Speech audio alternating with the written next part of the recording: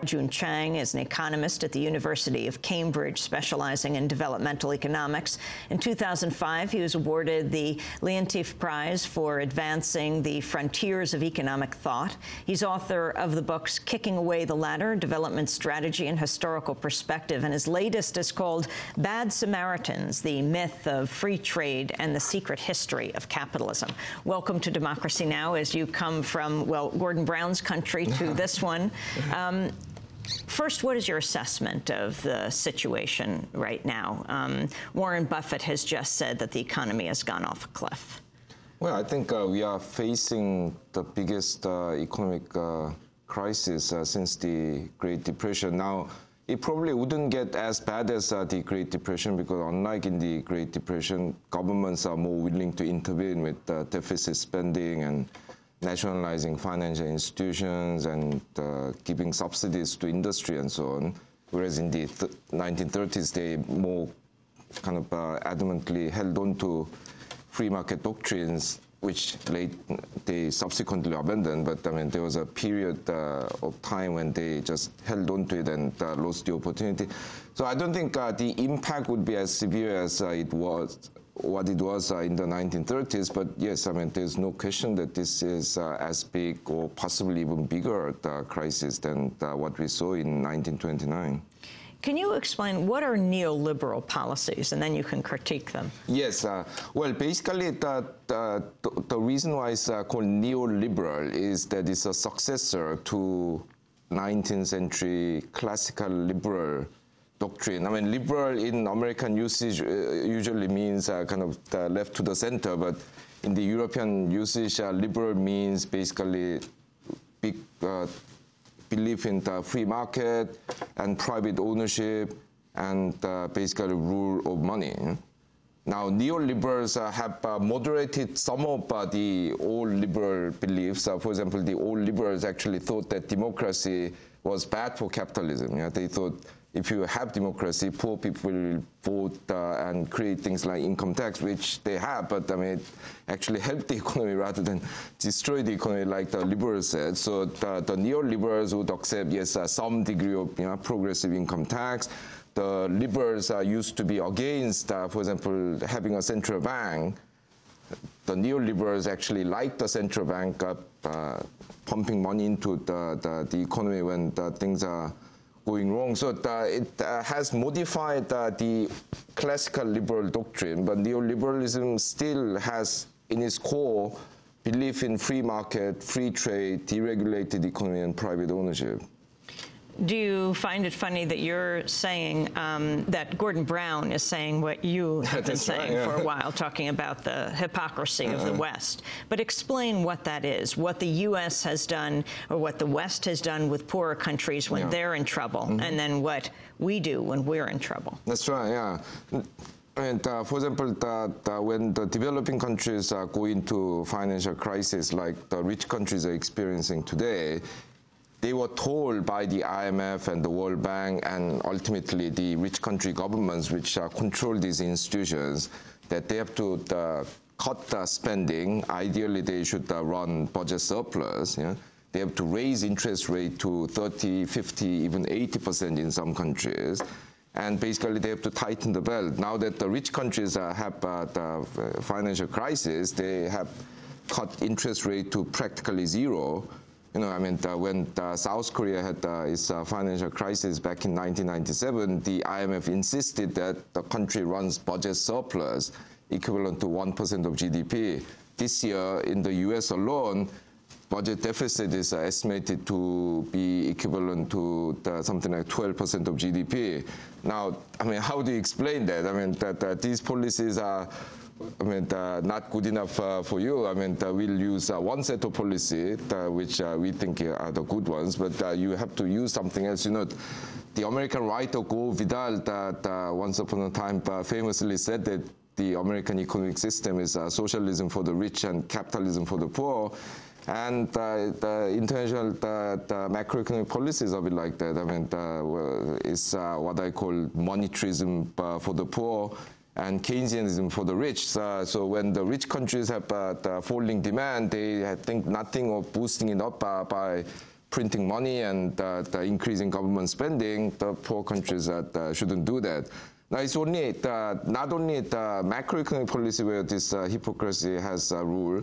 I mean, for example, the rich countries have been telling the developing countries to adopt free trade and told them, look, I mean, all countries in history, probably with the possible exception of Japan, have become rich through free trade. So how do you think that you guys can manage it otherwise? Well, actually, if you look at the British history, American history, you find that today's rich countries used protectionism center, left, and right when they were developing countries. You know, I mean, for about 1 century until the Second World War, the United States was actually the most protectionist country in the world. You know, there's something when Pat Buchanan said that free trade is not very American, yeah? Because in its 200 years of history, it has practiced free trade only for about 50 years. Yeah? We're talking to Ha-Joon Chang, economist at the University of Cambridge, just here from London, going back. Bad Samaritans, The Myth of Free Trade and the Secret History of Capitalism is his book. We'll be back with him in a minute. I wanted to ask you about the Obama administration's response to the financial crisis. This is President Obama speaking Friday in Columbus, Ohio. Now, there were those who argued that our recovery plan was unwise and unnecessary. They opposed the very notion that government has a role in ending the cycle of job loss at the heart of this recession. There are those who believe that all we can do is repeat the very same policies that led us here in the first place. But I also know that this country has never responded to a crisis by sitting on the sidelines and hoping for the best. President Obama, your response, Ha-Joon Chang. Right. Well, no, I mean, I agree with the sentiment, but the people he put in charge of the economy, like Paul Volcker and Larry Summers, I mean, these are people who actually created this problem. You know, the Volcker is, if you like, the godfather of monetarism in this country, and Larry Summers, when he was at the World Bank as the chief economist, and then when he was at the Treasury later, I mean, was going around the world preaching to other countries that they have to deregulate the financial market, open up their borders to the American and other rich country financial flows. Now, what they are doing now isn't what they were doing before, but if they have started believing in something else, they should come clean and apologize, don't you think? I mean, because these are the people with others who created these problems. What do you think needs to be done right now? Well, I think one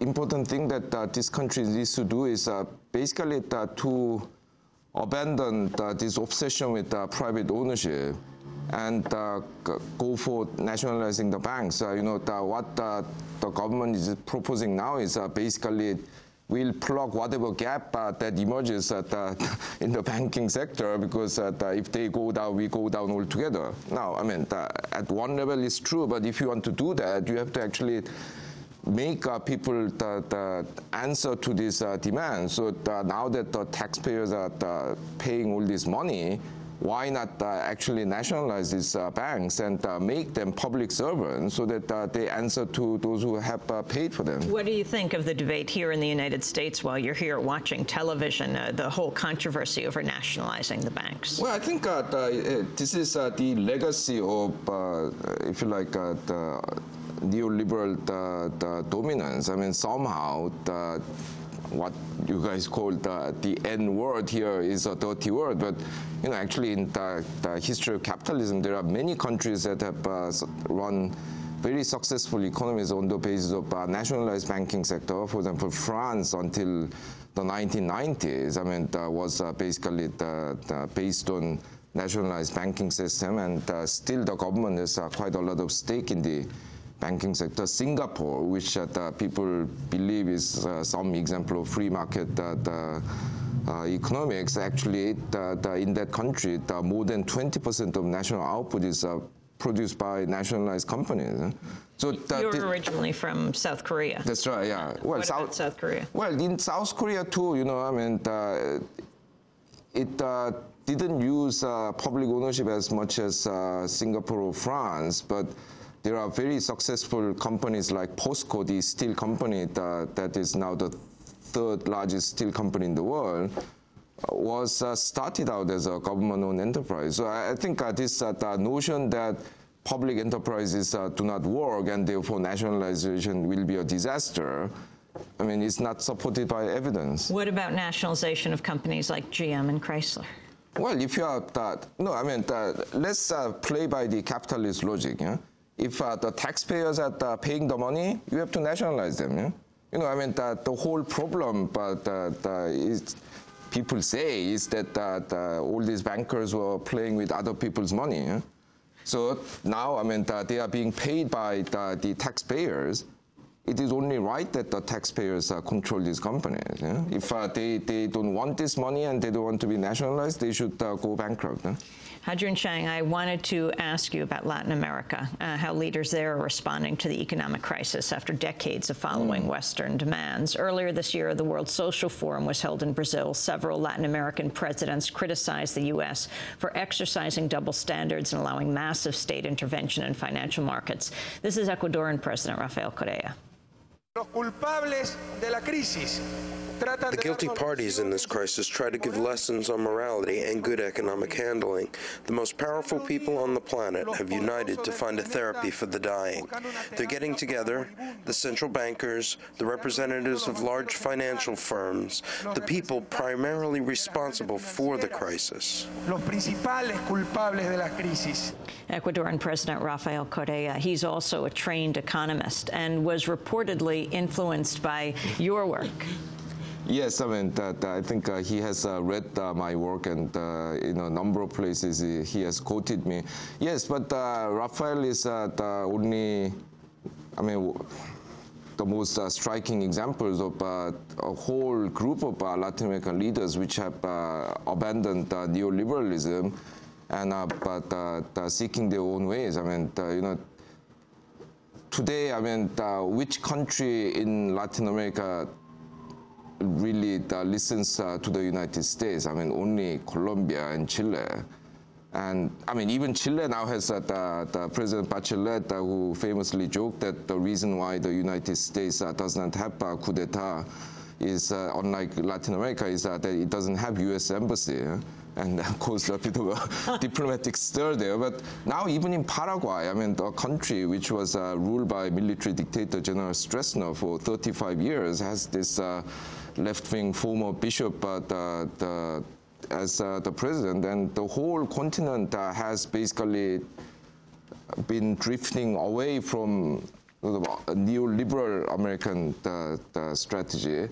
And with this crisis, they'll move away even further unless America changes its approach to the continent. One of the people you take on big time in your book is Thomas Friedman. Your first chapter, The Lexus and the Olive Tree, revisited myths and facts about globalization.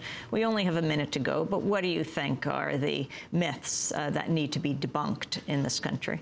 Well, basically the myth is that America has been founded on the free market. The government has done very little. It has thrived on the free trade. But actually, if you look at the history, this is actually the country that has succeeded most with protectionist policies. This is a country which has huge industrial policy, only that is called research funding in defense industry and research funding in health research.